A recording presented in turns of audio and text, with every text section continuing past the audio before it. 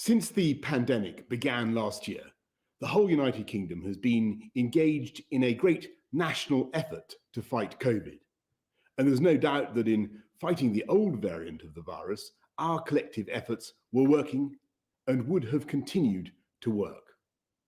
But we now have a new variant of the virus, and it's been both frustrating and alarming to see the speed with which the new variant is spreading. Our scientists have confirmed this new variant is between 50 and 70% more transmissible. That means you're much, much more likely to catch the virus and to pass it on. As I speak to you tonight, our hospitals are under more pressure from COVID than at any time since the start of the pandemic. In England alone, the number of COVID patients in hospitals has increased by nearly a third in the last week to almost 27,000. And that number is 40% higher than the first peak in April. On the 29th of December, more than 80,000 people tested positive for COVID across the UK, a new record. The number of deaths is up by 20% over the last week and will sadly rise further. And my thoughts are with all those who've lost loved ones. With most of the country already under extreme measures, it's clear that we need to do more together to bring this new variant under control while our vaccines are rolled out. In England, we must therefore go into a national lockdown, which is tough enough to contain this variant. That means the government is once again instructing you to stay at home. You may only leave home for limited reasons permitted in law, such as to shop for essentials, to work if you absolutely cannot work from home, to exercise, to seek medical assistance, such as getting a COVID test, or to escape domestic abuse. The full details of what you can and can't do will be available at gov.uk/coronavirus. If you're clinically extremely vulnerable, we're advising you to begin shielding again, and you will shortly receive a letter about what this means for you. And because we now have to do everything we possibly can to stop the spread of the disease, primary schools, secondary schools, and colleges across England must move to remote provision from tomorrow, except for vulnerable children and the children of key workers. Everyone will still be able to access early years settings such as nurseries. We recognise that this will mean it's not possible or fair for all exams to go ahead this summer as normal. The Education Secretary will work with Ofqual to put in place alternative arrangements. We will provide extra support to ensure that pupils entitled to free school meals will continue to receive them while schools are closed, and we will distribute more devices to support remote education. I completely understand the inconvenience and distress this late change will cause millions of parents and pupils up and down the country.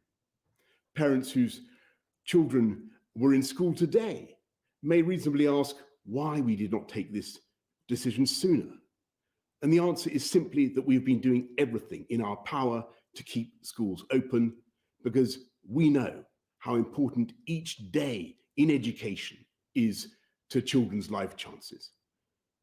And I want to stress that the problem is not that schools are unsafe for children. Children are still very unlikely to be severely affected by even the new variant of COVID. The problem is that schools may nonetheless act as vectors for transmission, causing the virus to spread between households.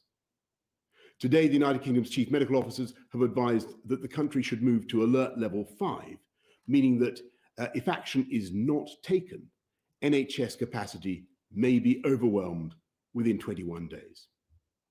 Of course, there's one huge difference compared to last year. We're now rolling out the biggest vaccination programme in our history.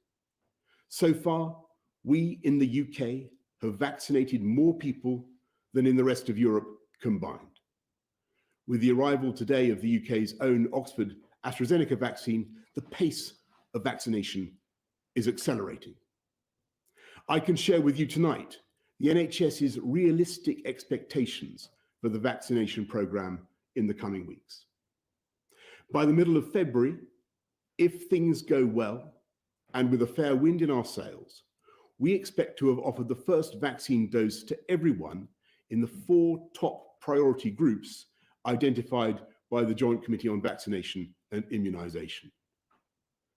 That means vaccinating all residents in a care home for older adults and their carers, everyone over the age of 70, all frontline health and social care workers, and everyone who is clinically extremely vulnerable.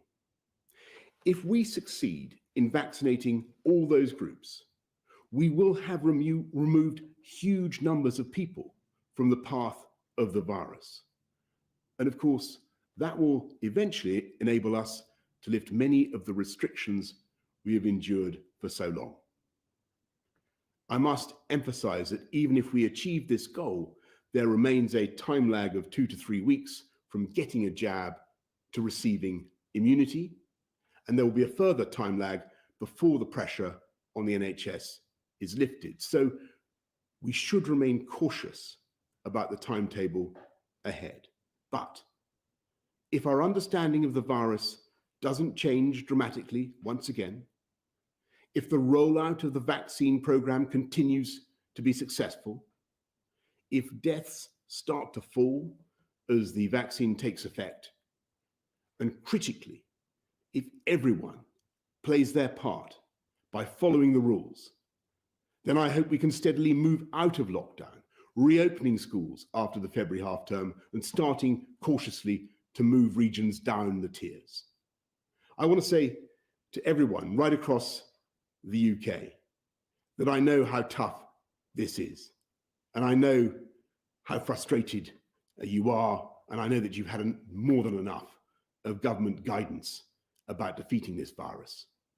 But now, more than ever, we must pull together. You should follow the new rules from now, and they will become law in the early hours of Wednesday morning. Parliament will meet largely remotely later that day.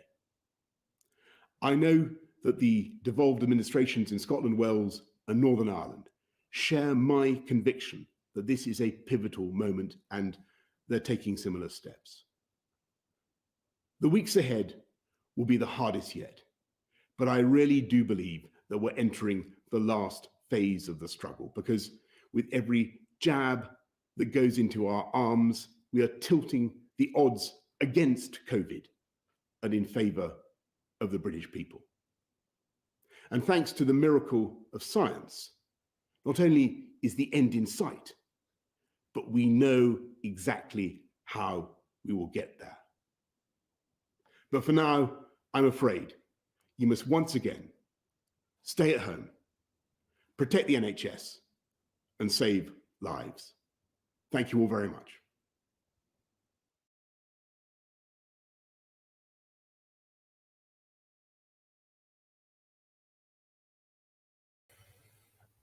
All right, guys, we'll be back here in about 30 seconds. We'll discuss this. It's about 30 seconds to get over to our news thing. We'll be right back with you.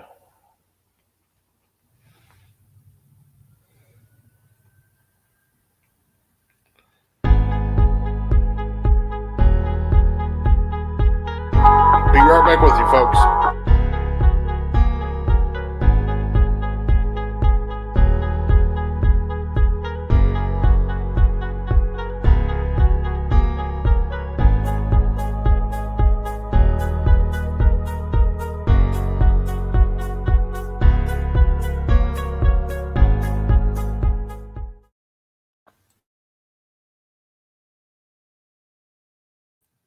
As you heard there, Boris Johnson just announced a national lockdown in the UK.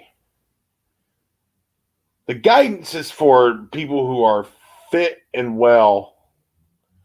Hands, face, and space. Approximately 1 in 3 people who have coronavirus has no symptoms. But there is a second strain of coronavirus, as he said in the message. And this one's more transmittable. The second strand of coronavirus that Boris Johnson was talking about. So, what can you leave home for? All right. A reasonable excuse: work. You can only leave home for work purposes where it is unreasonable for you to do your job from home, including but not limited to people who work within the critical national infrastructure, construction, or manufacturing that require in-person attendance. You can go volunteer. You can also leave home to provide voluntary or charitable services. Essential activities in the UK. You can leave home to buy things at shops or obtain services. You may also leave your home to do these things on behalf of a disabled or a vulnerable person or someone self-isolating. Education is shut down, but they changed that law since this last message here. I haven't got the updated one, but it says education and childcare. You can leave home for education, registered childcare, and supervised activities for children where they are eligible to attend. Access education children's activities for school-age pupils is restricted. See further information on the childcare on the UK website. Meeting others and care. You can leave home to visit people in your support bubble. If you are legally permitted to form one to provide informal child care for children under 14 as part of the child care bubble, they can do that. Medical reasons. You may leave home for medical reasons, including to get a COVID test. So, the UK has got a second strand of COVID, which is not good because the first strand was bad. The second strand of COVID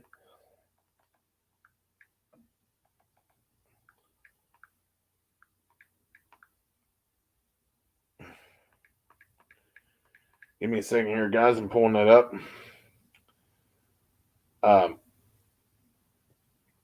The second strand of COVID is, as you call it, new strain of COVID found in 3 states, and it could spread. A case of the coronavirus continue to rise. Health officials warned of a new strand of coronavirus that has made its way from the UK to the United States. The variant called B1.1.7 has been linked to the United Kingdom. The variant has spread to 3 states as of Saturday, January 2nd. So the new strain of corona has made its way. What does that do for the people who had the corona shot? The Rona shot. Oh, we don't know. We're getting ready to go live, guys, to a press conference from Georgia. Give me a minute to pull that up. Press conference from Georgia.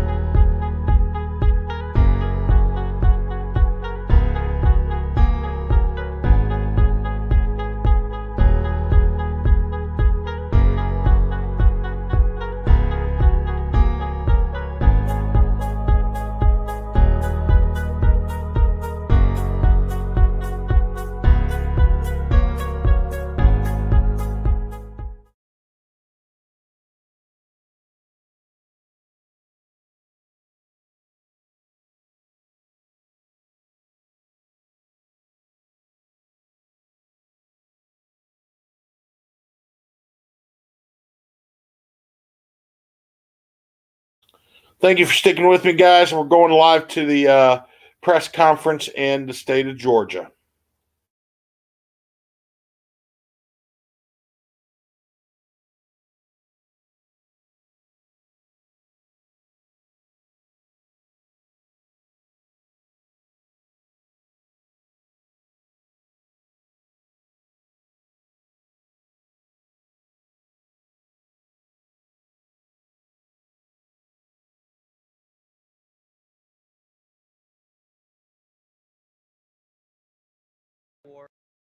6, 7, 9, 10.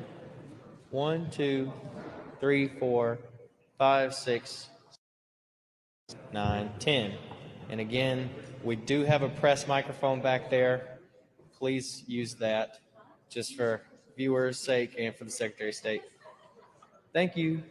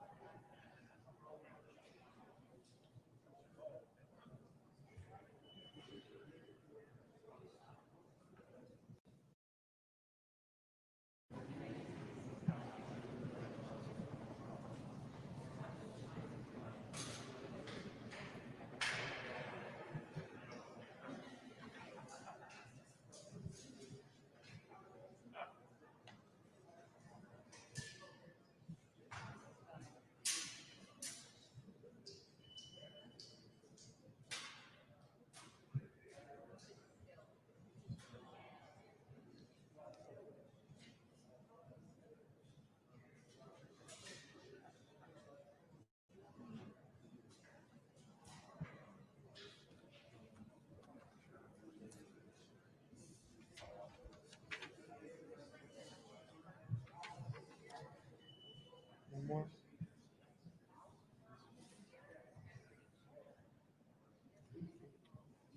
All right.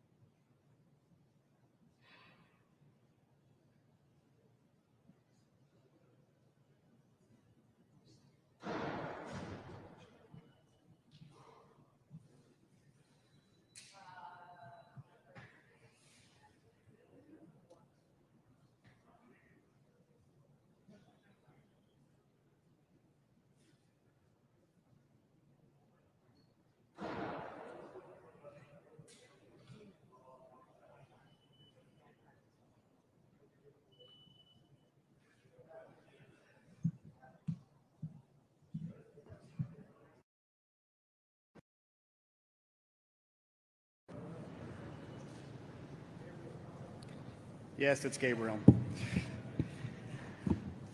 Good afternoon, everybody. My name is Gabriel Sterling. Good to see you all again. Happy New Year. We are preparing for a major election tomorrow, obviously. A few things to go over, and then we will go into some other items, I'm sure. So, as of right now, we have 962,886 mail and absentee ballots received. There's 281,376 that are still outstanding. I'm hoping to get the military received conference, which will hopefully come in on my cell phone.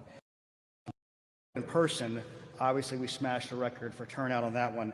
We're at 2,074,857. So that means right now we're looking at 3,037,743 votes that have already been cast across Georgia. Now, the previous record for a runoff election was a 2004, I think it's right, Saxby-Chambliss race, which was 2.1 million votes that were cast. That is the previous record. And in the election 2018 runoff election, we saw just under 1.5 million. So obviously a lot of interest. I'm sure Georgians are tired of TV ads, text messages, voicemails, and mail. So it's all going to end very soon, hopefully. In preparation for the election tomorrow on Election Day voting, we have 6,963 poll pads. They finished the final loading of their data today before lunch. We had about 21 counties were the last ones to go. Most of them completed it over the weekend. A total of 2,648 polling locations open on Election Day. We have a couple that have been closed due to some shortages and some other COVID-related items, but the total we have right now is 2,648. We don't anticipate changes, but they always may happen. We have shared those locations with Georgia Power and the EMCs in case there's power issues or any other issues that might come up from that. And we've seen a few shortages of poll workers. So I think specifically we saw in Morgan County, they're going to lose 2 locations because of that. Now, what we've seen also is a difference in the turnout models depending on congressional district and county in this state so far, in large part driven by the continuing misinformation and disinformation concerning the value of people's votes in this state. The Secretary wants me to make clear that everybody's vote is going to count. Everybody's vote did count. I want to make that abundantly clear. If you care about, the values and directions of the nation you want to see, it is your obligation to turn out and vote tomorrow, be you Democrat or Republican. However, right now, given the nature of the president's statements and several other people who have been aligned with him previously, who've literally had a rally saying protest and don't vote, we are specifically asking you and telling you, please turn out and vote tomorrow. One of the things specifically I've had to argue with people whom I've known for 20 years, they say, well, we feel like our election was stolen. We feel like our votes don't count. And I said, okay, I'm not acknowledging that the election was stolen because it wasn't. I'm not acknowledging that there was massive voter fraud because there wasn't. But I said, but if you believe in your heart of hearts that there was, the best thing for you to do is to turn out and vote and make it harder for them to steal. If that's what you genuinely in your heart of hearts believe, turn out and vote. There are people who fought and died and marched and prayed and voted to get the right to vote throwing it away because you have some feeling that it may not matter is self-destructive ultimately, and a self-fulfilling prophecy in the end. So everybody who cares about the future of this nation should turn out and vote. It's vitally important.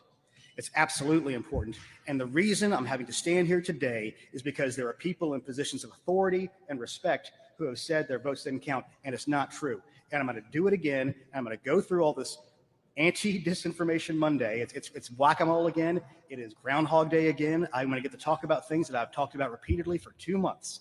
But I'm going to do it again one last time, I'm hoping. Because at the end of the day, we want to make sure people understand their votes count. Every person, every voice matters. And I know that there's people who fought for that for years about this. So let's start again. And yes, some of this is going to come out of the continuing statements from the president and some of his supporters. State Farm. All right, this has been one that's been conflated over several different things. We have multiple scanned ballots. We have Ruby Freeman. We have the leak that says water main break, which wasn't a water main break. So in order to be fully transparent, one of the things we did is we had a local media organization, WSP, Justin over here. We went through it for hours and hours, walked through frame by frame and showed what happened. So let's start. If you go to securevotega.com, we have posted all the videos from State Farm for that day that cover the relevant periods. 5:23 a.m., they walk in and they discover what is essentially a pond on the floor where you can see water coming out of the sky.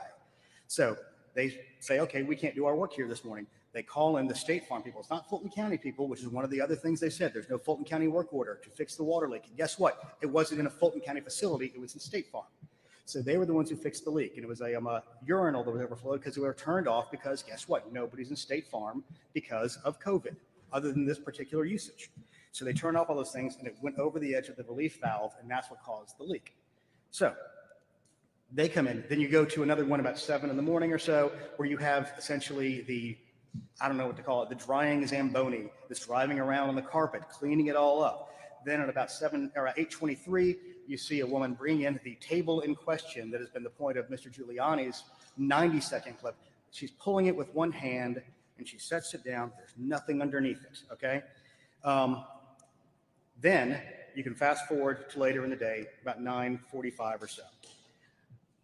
Everybody there are 2 groups of people there. There's cutters and there are scanners. What happened was the cutters began putting their stuff away because everybody was under the impression they were going to get home. We have discovered this. So they start putting covers over the cutting machines and everything. So then we see also, while the monitors and the press are still in the room, they bring out the carriers, which are normal absentee ballot carriers. And I will admit, when I listened to the audio of the phone call and the president brought that up again, and I heard it on a radio ad again today, I wanted to scream. Well, I did scream to the computer, and I screamed in my car at the radio talking about this because this has been thoroughly debunked. They bring out the normal absentee ballot carriers. There are monitors in the room. There is press in the room. They take the ballots that have been opened, put them in carrier trays, and put them in there, and then put them in the boxes, put the lid on because the lid matches the box, and then you see at one point during the video, a woman crawling on the floor, putting the numbered seals on them so they can keep the chain of custody.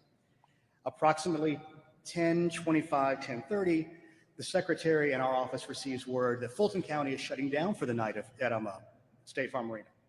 So as some of y'all who were there on election night recall, the secretary got a little irritated with this and made his feelings quite known. They said, some of us will be working through the night. We're glad to see that Fulton County sees the need to just go ahead and knock off for the evening.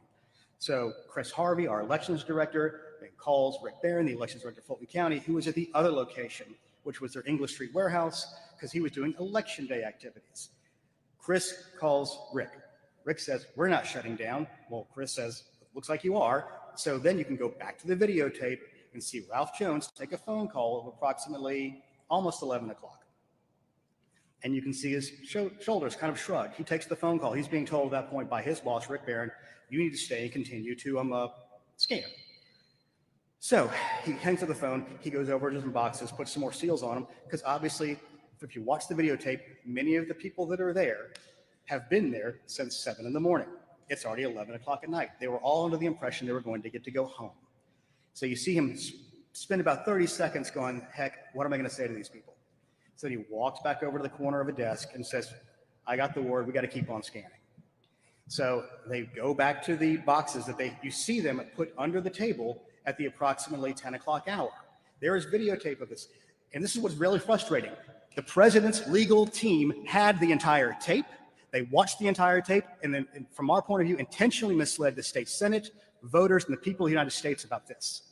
It was intentional, it was obvious, and anybody watching this knows that. Anyone watching it knows that.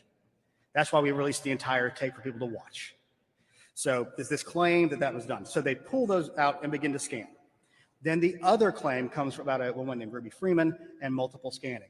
One of the things you need to understand is a normal ballot processing, if there is a problem with a ballot, what it does is it stops. But before that, 4 or 5 will get through.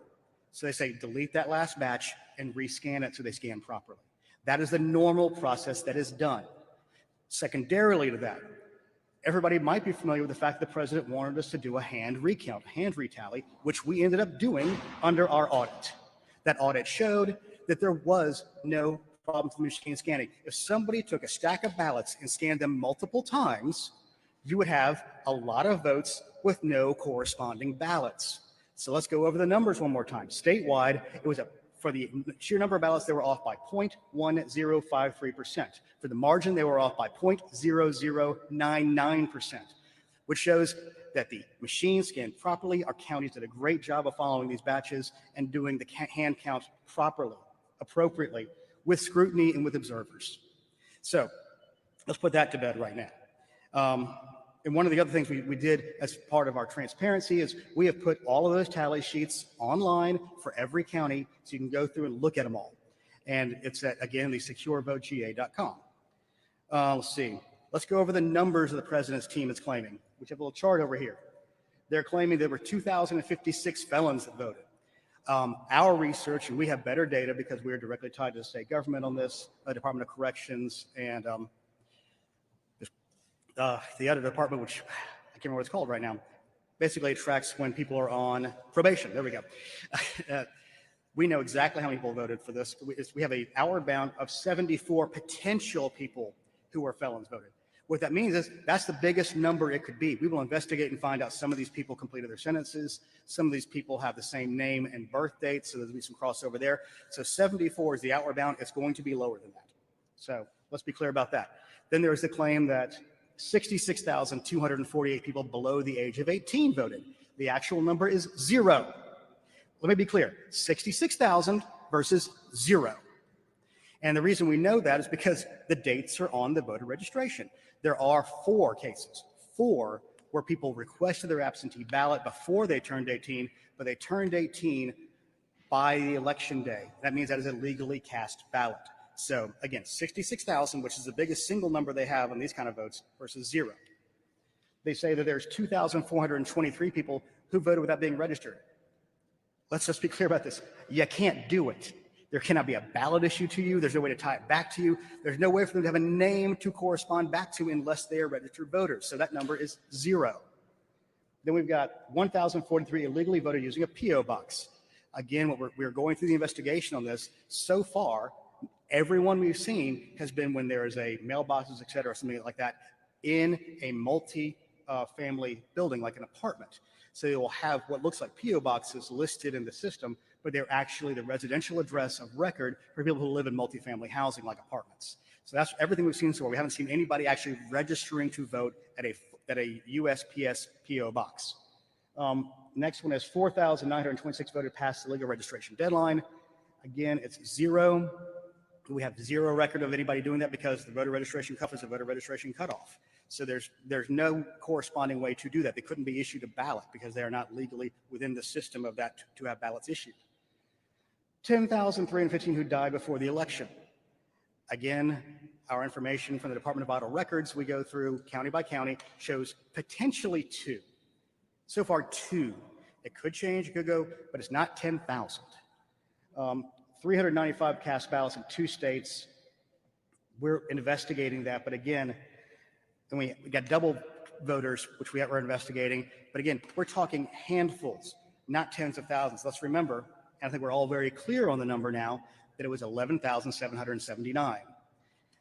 We've seen nothing in our investigations of any of these data claims that shows there's nearly enough ballots to change the outcome. And the secretary and I at this podium have said since November 3rd, there is illegal voting in every single election in the history of mankind because there are human beings involved in the process. It's going to happen. It's a question of limiting it and putting as many safeguards as you can in place to make sure it doesn't happen. All right. Oh, yeah. We had part of the hand tally be discussed in relation to the potential double scanning. Let's just go to the other ridiculous claims that Dominion voting machines are somehow using fractional voting or flipping votes. Again, by doing the hand tally, it shows none of that is true. Not a whit. And let's go back to the overall claims about Dominion voting systems in general. If you look in Wisconsin, they're claiming Wisconsin was stolen through Dominion voting machines. In the 14 counties in which Dominion voting machines were used in Wisconsin, the president got 59% of the vote. And in the counties in Pennsylvania where Dominion voting machines were used, he got 52.5% of the vote. He made a claim at one point that over 900,000 votes were deleted by Dominion machines. And the 14 counties where that happened, they had 1.3 million people vote. That was 70% plus, a 76% turnout. In order for 900,000 to have been deleted, they would have had to have 160% or 130% turnout. That did not happen because it cannot happen. Again, this is all easily, provably false. Yet the president persists. And by doing so, undermines Georgians' faith in the election system, especially Republican Georgians in this case, which is important because we have a big election coming up tomorrow, and everybody deserves to have their vote counted if they want it to be, Republican and Democrat alike. Now, let's move on to signature matching. There were claims about signature matching not being done. They were based on feelings. We believe. No specific evidence was ever brought up until in one of the Trump filings, there was a specific allegation the signature verification was not being done on the absentee ballot request form properly in Cobb County during the June primary. So that's the first time we had a specific actionable claim of signature match not being done. So with that in mind, the governor graciously offered, after the secretary and he discussed, potentially using GBI resources. So we got GBI to come alongside Secretary of State investigators, multiple teams. Vic Reynolds stood here last week to announce the outcome of that. And of the 15,118 absentee ballot envelopes that they investigated, they found 2 with potential problems. 2. 99.99% was properly done. And of those 2, the actual voter who was intended to be marked as voting was the actual voter. They could have been done through a cure period, which would have been a better way to do that. Another thing they want to talk about is the vast difference in rejection rates. Well, what we've seen is there was not a vast difference in rejection rates. What's happening is, in order to confuse people because they don't understand election systems, is they're conflating the entirety of absentee ballots that were rejected versus those that were rejected for signature mismatch or missing a signature. Now, we're also comparing apples to oranges. In 16, I've done this so long, I don't want to screw up these numbers, but I'm going to give the general, don't hold me this exact number. I think it was 0.26%. In 18, it was 0.16%. And in 2020 so far, it's 0.15%. We've gotten some updated numbers on this now. And the difference is, in 2019, HB 316 was passed, which allowed there to be curing of ballots. So there are teams of Republicans and Democrat, young people running around the state as we speak, finding people who have signature issues to cure their ballots. That's going on right now. And the Democrats did a much better job of that during the general election. The Republicans were not prepared. The Democrats had their own form set up. They had teams set up. They were ready to go. It was sort of a late entry on the Republican side to do some of those. And about 5,000 total ballots were rejected for some purpose, and about 2,600 of those were cured. So that means the final rejection number was around 2,400 ballots, around the total of 5 million, or a percentage of the 1.3 million that we saw that were voted absentee. Let's go into some of the more new things. There is no shredding of ballots going on. That's not real. It's not happening. There's shredding of envelopes that were the non-used ones, or there's also shredding of the secrecy envelopes that came through. We saw some of those in the Senate hearing, and it's obvious that they're the secrecy envelopes, which have no evidentiary value because there's no signature on it. There's no way to match it back. They're just basically trash. The law requires you keep the signature and oath envelopes and the ballots themselves for 22 months. Those are all being kept. Let's see. This is what I don't fully understand. No one is changing parts or pieces out of Dominion voting machines. That's not a real, I don't even know what that means. It's not a real thing. That's not happening. The president mentioned on the call yesterday or from 2 days ago. That's, again, not real. I don't even know how exactly to explain that. Let's see. Secretary Raffensperger does not have a brother named Ron Raffensperger. That is also not real. The president tweeted that out as well. Let's see, got such a long list. Oh yes, the other really fantastical thing we saw the other day was a potential hacking of Dominion equipment during a Senate hearing last week. That did not happen either. Let's go over a couple of reasons why. First of all, ballot marking devices and scanners, neither one have modems. It's very hard to hack things without modems. There's nothing to talk to. So let's get that clear.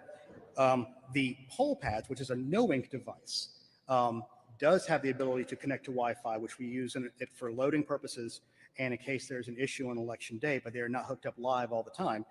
And if they saw anything, they could see traffic back and forth, but it would basically be like watching a river go by, you couldn't get in. It's essentially, if they did this, which we have no proof of, we have claim after claim after claim with zero proof. Zero. And signed affidavits are part of an evidentiary trail, but they have to be investigated.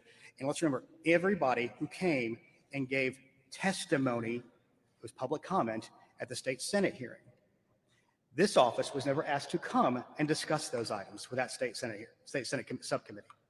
That didn't happen either, which I find interesting because obviously they're making wild claims that, again, undermine people's faith in the system.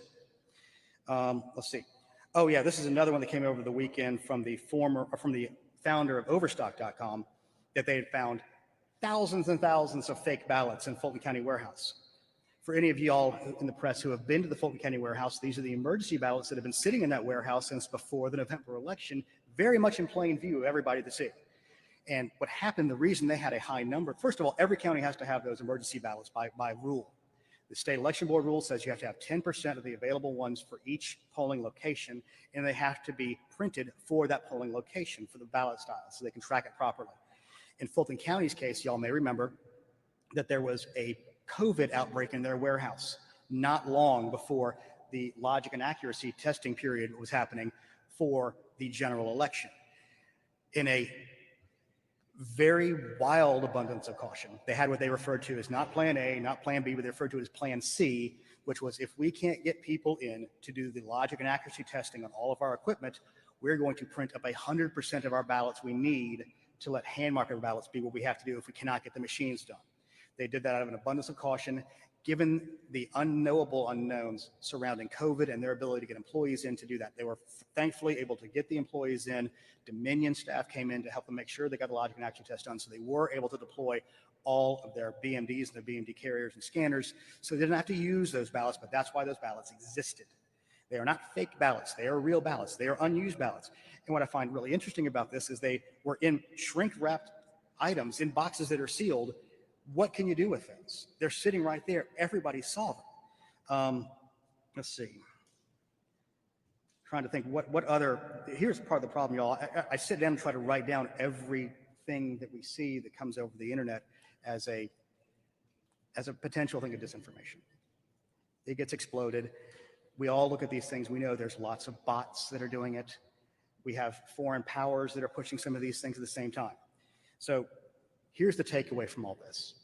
This office has been open and transparent. We are continuing investigations. There are questions about pristine ballots. That's one last thing, the pristine ballot thing. There are 3 reasons you can have the quote unquote pristine ballot, which is essentially the absentee / emergency / provisional ballot. There's first one. Military and overseas voters oftentimes will get what they call an electronic ballot. What happens is once we get the ballot built, starting the 49th to the 45th day, we will send emails out to those people who want to have electronic ballot delivery, which is many of our military servicemen and women. So they take that, they print it, and they bubble in their choices. Now, obviously that's on an 8.5 by 11 piece of paper or 11 by 14 where they can print it on. So it's not sized properly to go through a scanner. So when that comes back to the county, they will duplicate that on a flat, unfolded piece of paper on the absentee ballot / emergency ballot. That's a normal process for many of the military and overseas voters that are electronically delivered. The other situation you might see that in is an emergency ballot situation. If a ballot marking device goes down or wasn't used, which is the case we saw in the morning in Spalding County on election day, they will use the emergency ballots as backup. And those will just be scanned directly into the machine and not folded. And the final place you would see that is on a damaged or adjudicated ballot that was not adjudicated through the electronic system. Or in Fulton's case, what you saw was they were putting so many of the absentee ballots through their cutters that occasionally would catch the ballot themselves and slice it. In Fulton County's case, they did the vast majority, I think 100% of their duplication on a BMD. In Cobb County's location, I think they did all those on hand-marked paper ballots. So there's a difference of use and processes within each one of the counties. So that's why you would see quote-unquote pristine ballots. Wednesday, we've all heard the reports that there's going to be several senators and congressmen who will be objecting to the electors being seated. We anticipate that each time they do that, they're going to go, they'll separate out, they'll have the debate for 2 hours. The state of Georgia's electors will get seated. They will look at this evidence as best they can in such a way, and it will be voted on by the House and Senate. We anticipate that, and that will prove our certification was proper at the end of the day, and that we follow the process properly. And I give you back to Senator Tom Cotton's statement from earlier today that says this is the process that we follow. This is the appropriate step under the Constitution, of the laws of the state of Georgia, and the laws of the United States. So, with that, I want to say, if you're a Georgia voter, if you want your values reflected by your elected officials, I strongly beg and encourage you, go vote tomorrow. Do not let anybody discourage you. Do not self-suppress your own vote. Do not make a self-fulfilling prophecy out of doing this. Don't let anybody steal your vote that way. And that's what's happening. If you self-suppress, you're taking away your important voice from this election. So with that, I'll go ahead and take any questions y'all got. Sorry? Oh, sorry. I didn't know there was a microphone back there. Justin. Yeah. Hey, yeah. Is the Secretary of State or the state election board considering asking either the Fulton DA or the Georgia Attorney General to investigate the call with the president over the weekend? I do not know that. Any discussions of that? Not that I'm aware of. From all of you said there, I mean, do you believe, as some have said, that what happened in that phone call was an attack I'm on having a really hard time hearing you. I apologize. I'll come down there. Do you believe, as some have said, that this is an attack on democracy? There we go. We can hear that. I'll start again. Yes. As some have said, do you believe that what happened in that phone call was an attack on democracy? I'll leave other people to make the decision on that. I personally found it to be something that was not normal, out of place, and nobody I know who would be president would do something like that to a Secretary of State. Thank you. Yes, Mark. Afternoon. Looking forward to tomorrow. Have you heard about any threats or security problems or anything that could interfere with people voting? And also, what do you expect turnout to be like tomorrow? Well, I anticipate there will be a high turnout, and there's a large bucket of voters in many congressional districts that could potentially show up. We anticipate there could be any number of potential threats out there that could be attempting to encourage or discourage turnout. We encourage everybody to please turn out, be safe, be smart, and don't let anybody get in the way of you casting your vote. And have you heard about any threats? Will there be extra security? We've discussed with GBI, FBI, and the sheriff's departments, potentially there being threats, and we've seen some of that nature potentially out there. They're under investigation. Yes, ma'am. Hi, Gabe. Blaine Alexander with NBC News. Following up very quickly on Justin's question, 2 members of the Board of Elections, the State Board of Elections, have called on the Secretary of State's office to investigate that phone call. How is the Secretary's office responding? Is there any plan to investigate, or will they block that? Will you block that investigation in any way? I'm not aware of any discussion specifically on that yet, but I'm sure it'll be taken under advisement. And I'll ask you very quickly about the Secretary's desire to have that phone call recorded. Why did he want that call recorded? Was he concerned about anything improper being said, or that he may need to release it later? I think given the environment we're in right now and political situation that we're in and the history of the president, knowing that he sometimes doesn't necessarily characterize things as they might have actually occurred. It was out of an abundance of caution, but I'm sure many people, I'm sure the president's side recorded it too, so they might have been the ones that leaked part of that as well. Thank you. Matt Finn with Fox News National. Yeah. How do you interpret the president asking the Secretary of State to, quote, find votes on that phone call? Is it fair to say the president was asking the Secretary of State to fraudulently find or flip votes? I don't know who's trying to fraudulently find the votes, but the thing is we have certified this election, so there are no more votes to find. We will continue investigations. He has an election challenge. And one of the things that they were discussing on that phone call was they have sued the state of Georgia and the Secretary of State. There are rules of evidence to follow once you do that. Trying to go outside of that is an issue. And we've said, I believe we sent our lawyers and sent their lawyers a letter saying, if you want to dismiss your challenge, we're more than happy to share this data with you to show that your data is incorrect and you have in fact lost the state of Georgia. The Bureau of Investigation says there's an unprecedented number of threats statewide. Are you aware of any of those types of threats? I'm sorry, the unprecedented number of threats, what? The Bureau of Investigation says that there's an unprecedented number of threats that have come in statewide regarding the election. We're not sure the nature of those threats. Are you aware of what type of threats you guys may get? We are aware of some, but we're trying to not discuss in too much detail about that while I try to investigate and find out what the actual nature of those threats may be. Hey, Gabe. Konstantin Turopin with CNN. This is now the second sort of conversation that the Secretary of State that has been reported out on this topic. First, it was Lindsey Graham earlier in November, and now the president.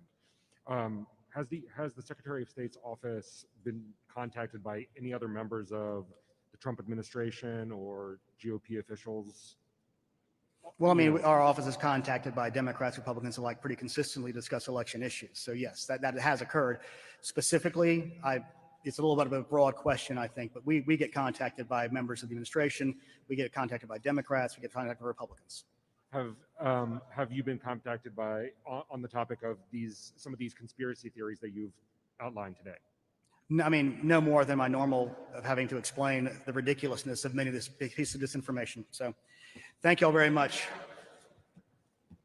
Excuse me, the Secretary of State was asked by a federal judge to meet with Black Voters Matter to return wrongly purged voters back to the voter rolls. Why have you refused to meet with the Black Voters Matter before this vote?